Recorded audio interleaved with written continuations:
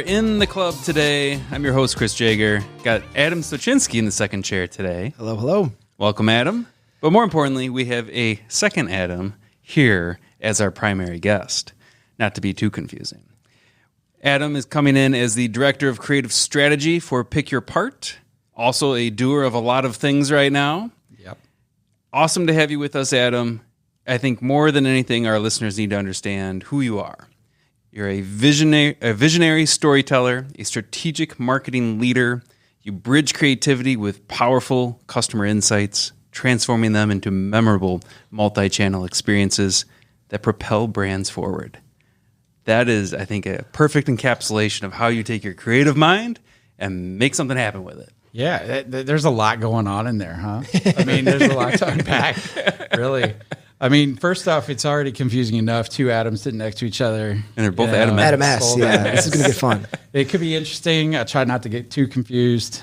I'll try not to answer some of your questions if you ask. There you go. Okay. I can't mess up the name, though. I can say Adam. Just do that. Just do Adam, and we'll both look at you. Yes. Like, hey, Chris, what's up? What can we do for you? But no, there's a lot to unpack into that. Yeah, Director of Creative Strategy for Pick Your Part. It's weird. Yes, we're in a new world with Pick Your Part, and I don't know. I mean, everything's changed. A lot of things continue to change. It's been wild. I know we're going to go into that in just a second, but yeah. It is very boots on the ground right now. Yeah. And I'm one that really believes in positivity, understanding, how a brand needs to move and shift based on what customer expectations are, what our business goals and objectives are. Right. And so, as we lead into a new world with Pick Your Part, it truly is about understanding how do we set this up for an amazing future, right? A future that maybe reshapes the self-service salvage yard industry in some ways, and that right now, just being an open book and open to new opportunities and challenges inside Pick Your Part is, where I need to be. Yeah. Just stay that path, And you made a comment there that, positivity and having that mindset, going through a time of change, that's such a critical thing. And I think that's true for anybody in any industry. There's always change happening, and how you attack that and work through it and see the positive of it is a huge piece of this. And for yourself, stepping into this role, what are you most excited for to be able to have that boots on the ground nature of things where you are getting your hands dirty and telling a new story? Yeah, the positive aspect, I mean, when you go through change in any part of your life, whether it's business, personal, it can be scary because it's the unknown, right? And you've been doing something for so long. You've been down this road. It's comfortable. It's known.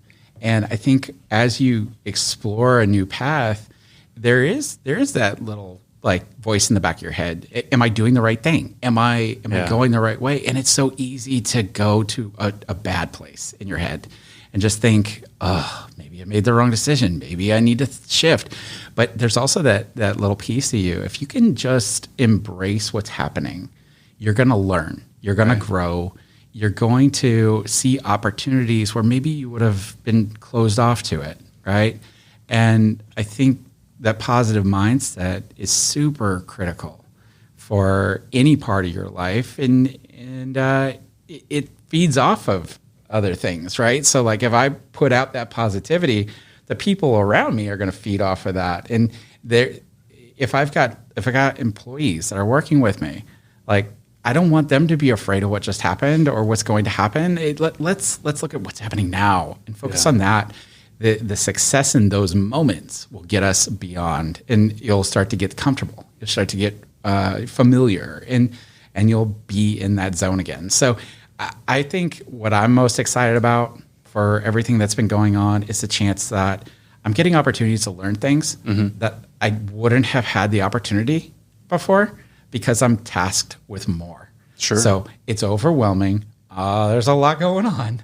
I've been doing way more than I typically would in my traditional, workflow. But at the end of the day, I'm becoming more valuable. Sure. Right? And that's the thing to remember is challenge leads to value. And if you're positive about it and you're willing to take it in and put in the effort, you're going to surprise yourself. Yeah, Adam, but what I would say is just from knowing you from the short time I have and having some dinner with you last night, I feel like you thrive in this environment, though. You're a pretty busy guy. I feel like inside work, outside work, family time. I feel like this is probably when you're at your best. Yeah, I love chaos. You could throw me into any world, and I'm like, okay, yeah, I see a lot of opportunity here, a lot of issues that we might have to resolve. But at the end of the day, like I see it as a big puzzle. I love puzzles. Like I could do 10,000 piece puzzle in like 2-3 days, maybe. Did you do puzzles a lot as a kid? Like were you always building and Legos and all that? Yeah, taking things apart, rebuilding them, like trying to mess with them and see what I can get out of it. Shoot, I even stripped apart like a TV that I had a VCR in there, and then I couldn't get it to work, so I swapped the same model with my sister and said, "Oh, she broke it." Hopefully, she doesn't listen to this. So I think like I look at things and I love to problem solve, and I think that's where I do thrive, and where I see business, excelling. Sometimes I also look at the dark places that you don't want to look, and I go, wow. Like if we shine a little light over here, then we're not doing so well. But because I know it exists, then I can go ahead and try to clean that up so we could pivot that light a little bit more, right? And tell more story, because that's what it ends up being. Yeah. As a creative strategist or even a marketer, it's all about telling stories. So I got to be able to shape that for the consumer, but also internally for our own people, get them on board with what that is. How do you attack telling an impactful story? Like what are the keys to success for successful storytelling? Actively listening, actively paying attention to your audience. There's data. Like we live in a world ruled by data. Data is very important, but data only tells you a part of the story.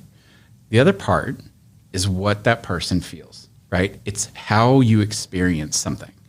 I think a lot about, the experience I have when I go to places. It might be a restaurant. It might be a store, a retail experience. And when you go through there and you're starting to explore from entry to shopping to checkout, what was that experience like? Right. If I'm paying attention, observing, listening, I can find that maybe I need to dial that story in a certain way, or maybe I need to pull back a different way. A great example of this is what I just recently did with our Labor Day sale. We had some moments in our sales journey last year where I recognized that a lot of our customers don't read signage. So while in the past we might have put signage up inside our store to advertise, we're going to have this big sale, they wouldn't have really paid attention to it. So in order to change that, I said, what about audio? I looked at pricing signs for yard retail, and the cost of those signs to go up at all the stores that were going to participate was going to be pretty expensive. So I said, hey, why don't we just go and buy a bunch of TVs? TVs are cheap. Put the TV up. I'm going to create a full-on rock concert, right? I'm going to take these two parts that we're going to run on sale, and I'm going to create two fictional bands about them. And then I'm gonna make them songs. Like they're gonna sing these classic 80s rock songs. I love this. And I'm gonna stitch it all together in one 30-minute concert that's gonna play on these TVs with rotational advertising. And it's gonna be cranked up. Like crank it up to 11 is what I told my yards. Like crank it up, right? So customers are coming in, they're waiting at the counter, waiting to pay for their parts, and all of a sudden they hear this music, and it's some like sappy love ballad about selling your car, and you can't help but have fun with that. Yeah. And that led into Labor Day and this idea of the music worked. Yeah, the music was something that was tangible. The one thing I was missing was video. So I amped it up. I asked my locations to send me videos of themselves dancing like they were in a 1950s diner to some doo-wop music. And they're like, what? Why? Just listen, put some Elvis on and go and do a little jig and send me the video. Like, it's amazing. So I edit this thing down and it becomes a song about a Labor Day sale, 50% off. Come on down this Friday, Saturday, Sunday, and get, save big on auto parts. And it's our people dancing. That's you can't awesome. Help but smile and almost want to be like, I want to go there. Like those people look like they're having a blast. I want to go down there and do that. And it's all because the audio worked, right? The audio from the prior sales really helped ingrain that message into my customers, and they started coming through the door. Now, when you do that, there's a lot of other parts, right? The data behind it, like did we come out ahead, or are we kind of breaking even on those things? And that's yet to kind of look down that path and say, does that make sense? And the idea though was, will marketing bring them back, and will a creative story that resonates with that audience make sense? And my audience is a junkyard business, which the heyday of junkyards was back when the cars were all classics. Sure. Go and hang out. And so it's that throwback. You could do the Labor Day, stereotypical American flag, all that stuff. But in reality, it's a day to you that celebrates the fact that you have rights to work, and you get a chance to go and do whatever you want. Well, spend the day with us. Make it fun. Like, come on down. We're having a great time. Come see us. So that was a really fun way to kind of help bring a story to life. I love that. And the creativity that goes into it, I mean, you can just tell the thought process you're going through and trying to create that inspiring brand experiences, as we like to talk about. There's a lot that goes into that. And you think about the 80s theme. Do you draw a lot of inspiration from that era, the 80s or the 90s? And that's a good question. I think a brand needs to have its own voice and its own character and its own personality. You think about colleges, they have mascots. It's really easy to lean into the personality of a mascot, because that's already established. What you see them on the field interacting, and that kind of transcends over to the story of the school. Maybe what the school's known for is tagged into that. If they're a school that's more focused on healthcare, or they're more focused on agricultural, or there's a play there. Yeah. So, what are you going to send? What message are you going to send to the people that are interested in your college? And same for a business. If my brand might not have a mascot, which, by the way, would be cool, right? If you don't have that mascot, what does the brand say? Right. What do the customers come into your yard looking for?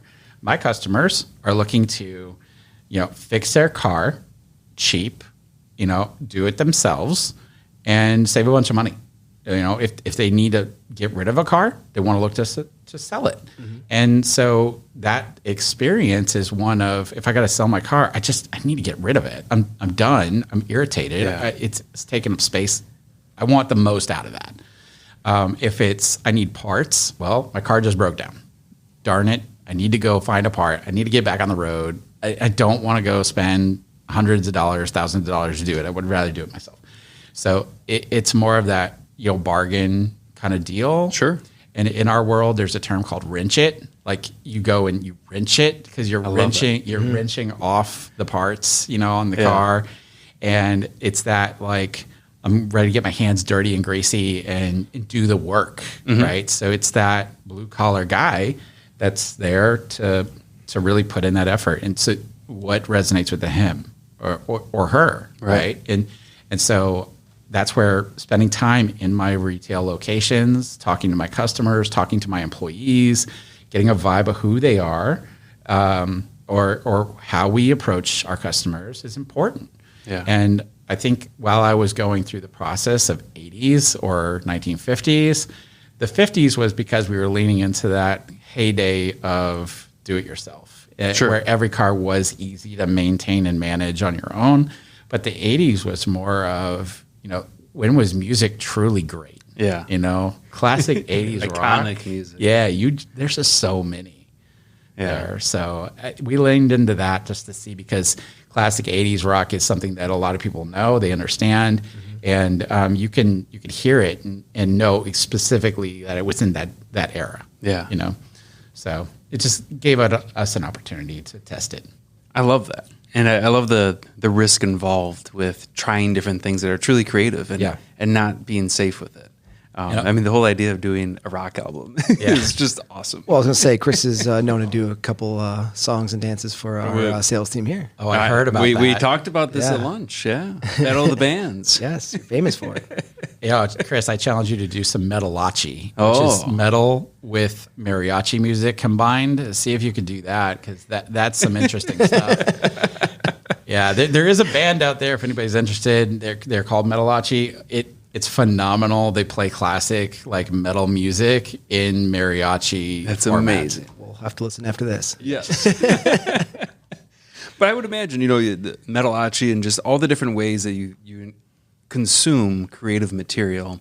How do you, as a creator and as a marketer, keep that front of mind for yourself to stay sharp on your game? And what do you do to maintain that creative side of what you do? Engage. I mean, again, we talked about actively listening, actively observing. I mean, it is really being engaged. What is going on in social media right now? What is going on in the world right now? Know who we are as a brand, what our identity is. Be very confident in that, right? Yeah. When we're confident in that, then we can make decisions that are going to strengthen the brand versus make decisions just because, it's happening over here. It doesn't mean we need to go and do that. It doesn't fit within the mold of who we are. So that also goes to just relationship building, right? I am who I am. I'm very open. I'm transparent. I'm very human, right? And that's getting lost, right? The human side. I'm sure we'll talk about that. Yeah. But the idea. We can talk about it now. I mean, with AI, right? Yeah. AI. What does being genuine mean? That's such a great question. Yeah. And I really think genuine is losing its definition right now, but it's up to us to keep it established. And I think there's a huge opportunity for those that double down on being genuine and authentic and relatable to really stand out in the marketplace, as so many shift to automation and lose that element. It's only going to raise awareness to those that are embracing it. Right. Yeah, I feel like, Adam, you as well. I feel like you live and breathe the brand, right? You're passionate, and you're in the pride you can feel and hear it in your voice, right? I think there's a lot of people that probably have we'll call it similar role, that kind of come in and they just kind of punch the clock and get their materials and their stuff out. But I feel like you really truly represent and care about what the image of the brand is. Yeah, absolutely. Yeah. I think no matter what position I'm in, marketing, we're sponges. A good marketer, I think, comes into every situation whiteboard, wipe clean, right? I might know my business really well. I might be dived into the deepest levels where I know every step of that journey, but I don't want to assume, right? Assuming what it is could lead to just the wrong direction. And so I might go into a conversation, ask the silliest questions you've ever heard. He's worked here for 15 years. He should know this. Well, maybe, but you tell me, because I want to hear it from you. Mm-hmm. And I think even when I partner with folks, Club Colors, you guys have been amazing partners for myself and for the brands of LKQ, and now Pick Your Part extended beyond that. We've been partners for a long time, and I think even when I come in to spend time with you guys, and you guys are talking about things that are happening with your teams, I look at it like whiteboard. Okay, I'm going into Adam mode. You guys are talking about this new thing, and I'm like, oh wow, wait, can I ask some questions? Yeah, right. And then it leads to maybe some new innovation for you. Yeah, and that's what a marketer should be doing, is just whiteboard your brain, be observant, listen, actively listen, ask questions, and then your brain is going to spit back ideas that maybe they didn't think of or you didn't think of. So, yeah, I just try to take in as much as I can. You know, on the topic of using AI, we talked a little bit about this at lunch and just the different ways you were able to use it to tell, your marketing story in a little bit a different way. You've implemented, though, some AI analytics frameworks that continuously improve campaign effectiveness and different things through the years.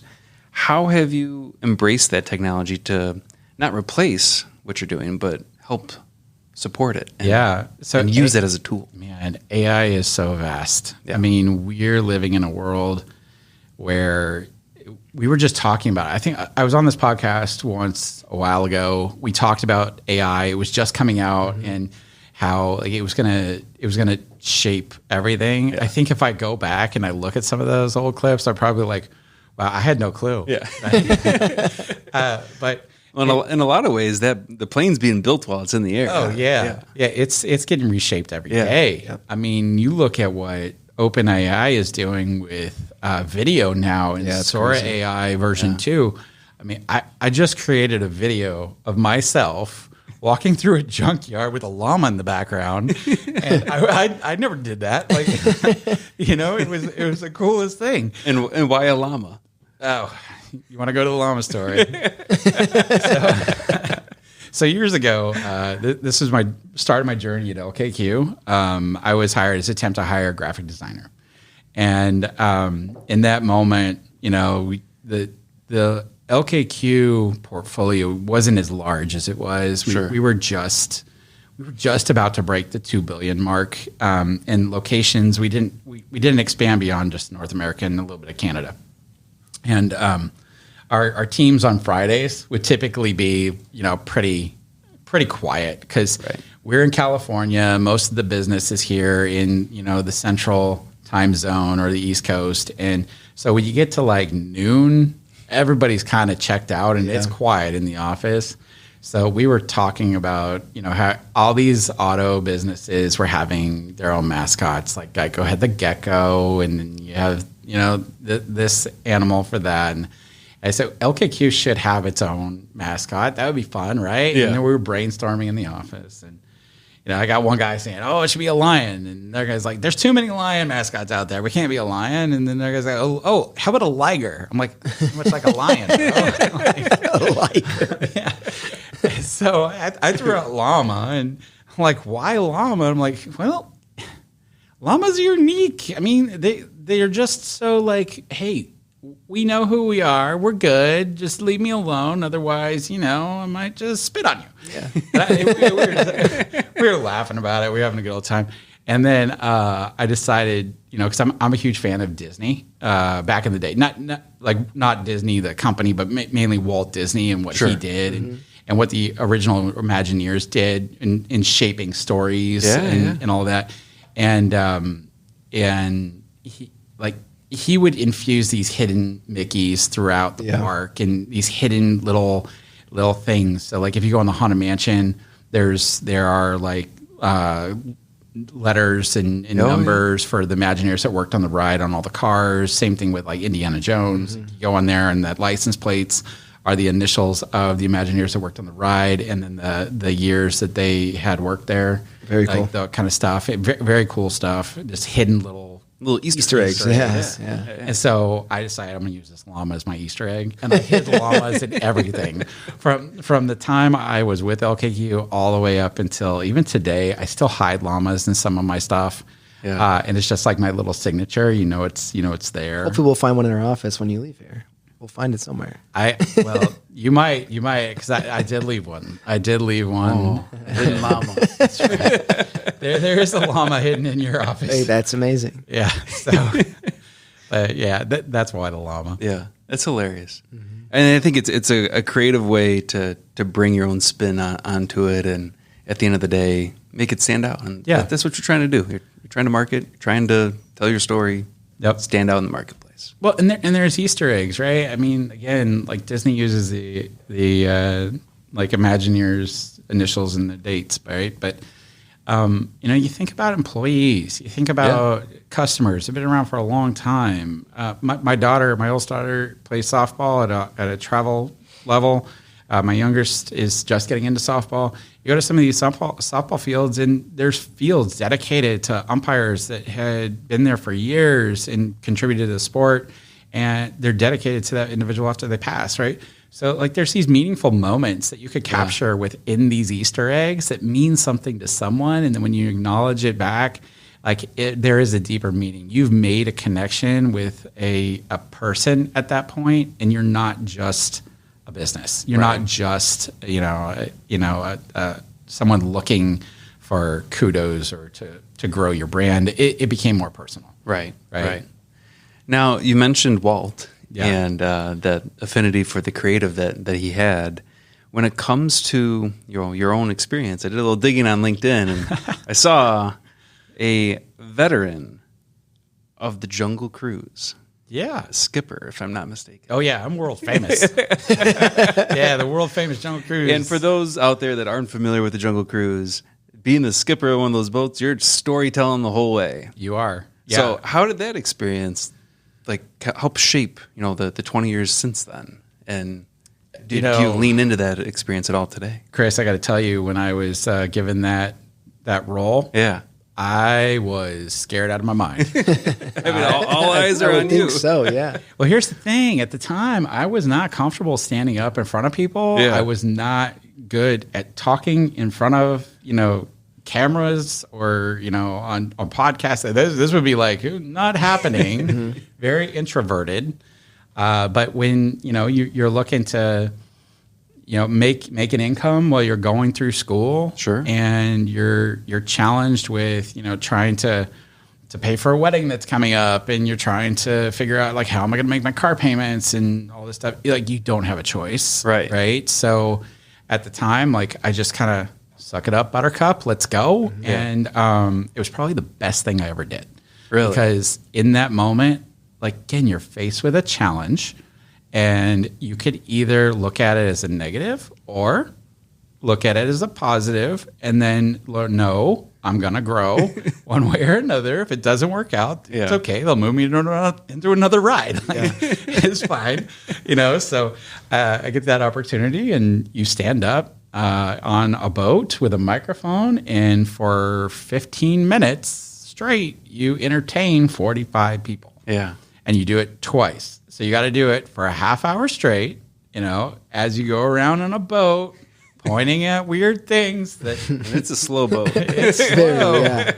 And then you got to remember this script that's in your head, because you had to memorize it in a book. It's scripted. Oh, yeah. It is. And fun fact, I actually have written, approved jokes that have made it into the official Disney script for the Jungle Cruise. That's amazing. They are super cheesy. That's kind of the whole shtick, though. The hippo one or the tigers in the water. Yeah, but you get the sense of how to tell a story. Yeah. Right. And that's, I think, where I grew up passionate about what Walt did. Growing up in Southern California, you can't escape Disneyland. I had annual pass to go when I was younger. Sure. And we would go in with my friends, and we knew all the little back secrets, all the little side, ways to go, and how to get to the line faster, all that stuff. And you start to learn that there's a deeper culture there, and it's all about the storytelling aspect. Every land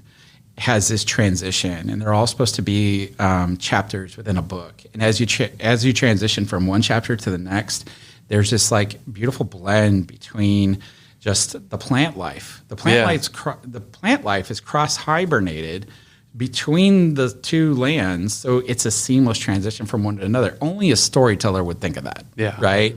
And so as you jump into the boat and you're going around the jungle, you are fully immersed inside the jungle, and you, like, guys, I don't know where we're gonna go. We're gonna get there. There's some high biscuits over here, low biscuits over there, but I surely love the biscuits and gravy. You know, Still got it. I try. It's all about time. Do you ever go back and ride the ride and like critique the current skippers? There is such a thing as a skipper curse. And if you've got a skipper or an ex-skipper on your boat, and the skippers out there are going to know what I'm talking about, that's going to be the worst boat you've ever been on. Oh, it's not. The jokes will not hit. The humor will lay flat. Like it's just, you don't even have to say you were a skipper. It just happens. The boat knows. The boat knows. Yeah. Very weird. I've tested this theory out because I worked at Disneyland. I went to Disney World. Oh yeah, it was horrible. Like I usually when people want to go on the Jungle Cruise, when I'm there with them, I say, you go. It's gonna be better. I'm gonna wait here. Trust me. And they're like, I don't understand. They'll make me go. Yeah. And I'm funny. like, that was horrible. Like, told you. I mean, for that role, right? I feel like to me at least, outside of the princesses, like that's a pretty big role at both parks. Like, did you raise your hand for it? Was it open? Like, how did you even get to that point? No, it was assigned. So Disney is interesting in some different ways. Where when you get hired in, your first days are really all. And are you just being hired as a cast member? Cast member. Okay. Yeah, that's it. Yeah. They don't really assign you yet until you get through some of that initial orientation. And that initial orientation, they're introducing you to their 4 keys of the kingdom, their ideas of, customer service and value. Sure. And even simple things like how to pick up trash. Right, like there's a way to pick up trash when you're in Disney and clean up the stage because that's what you're on. You're on the stage, so like that whole aspect is grooming you for what's to come when you get in cast. So after that first initial, introduction period, then they go and they're paying attention to who you are and what you do, and then they know all the spots, and then they cast you into the roles. And so I just got casted in there. Wow, that's awesome. That's really cool. Yeah. The other crazy thing about it is once you get in there, now you have like 2 weeks of training, and so some people don't make it out of training for the Jungle Cruise because you said it, like you get a significant amount of time with a guest. I mean, that's something I take today at Pick the Part is how much time do I have with a customer?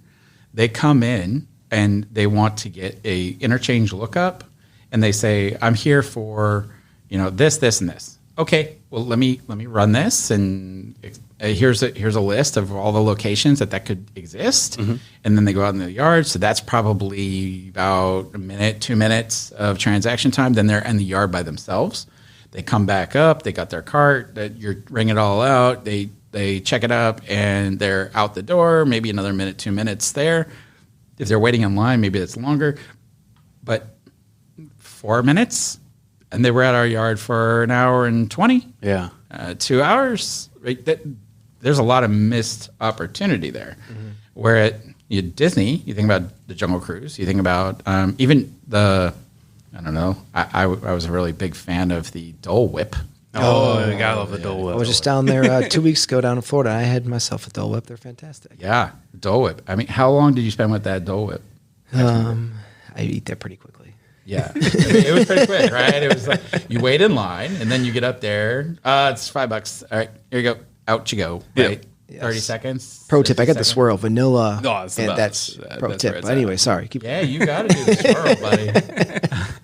But for me, it's 15 minutes. Yeah. The only other cast member that gets more time than a Jungle Cruise skipper is one of the MVP tour guides, right? Yeah. The tour guides spend days, like a day, maybe more, with a guest, a family. So skippers get the most. It's insane. Yeah. Even a server spends less time consistently Interesting. Yeah. than a jungle skipper because you're stuck in a boat with me for 15 minutes. Yeah. Yeah. Just wait. The jokes get bad. And you can't escape. Can't escape. You get the backside of the water and they're already like, can we just stop now? Now, Adam, you mentioned at the start of the skipper discussion, that you're doing it at a time where you're looking to pay for school, Yeah. or at that phase in life. For our listeners out there, where did you go to school, and what's that early foundation look like in your creative journey? Man, so I had the biggest dreams. I wanted to be an architect, and I was dead set. This is what I'm going to do. I'm going to go out and I'm going to build custom homes, and I'm going to make things that are going to make Frank Lloyd Wright super proud, And I was all game about going to Arizona State because they had a great program, and I got there. Man, Arizona State was great. It was awesome. The college experience there on a Big Four campus, you couldn't beat it. And I met a lot of interesting people. It was a kind of second home to me. Sure. I had family that lived in Phoenix, so it was like I was away from home, but not, and so it felt a little bit more familiar. Yeah, I could always go to my grandparents' house and get a good meal and all that stuff. I think Adam and I would share that mindset. We both went to Iowa, and it was far enough away from home, but close enough to home to kind of feel familiar. And buzz home for a weekend, right? 3-hour drive. That was pretty quick. Yeah. But Yeah. For me, it was about 6 hours. But it's far enough where the parents can't come visit easy. Yeah. So if I'm doing something, I probably should. Hey, what are you gonna do? But then I was in year 3, I think, and I realized this just wasn't it. Like architecture, I was passionate about it for a long time, but I also feel like there were a lot of other influences that were leading down that path. Like that said, architecture, you're really good at it. You should do that.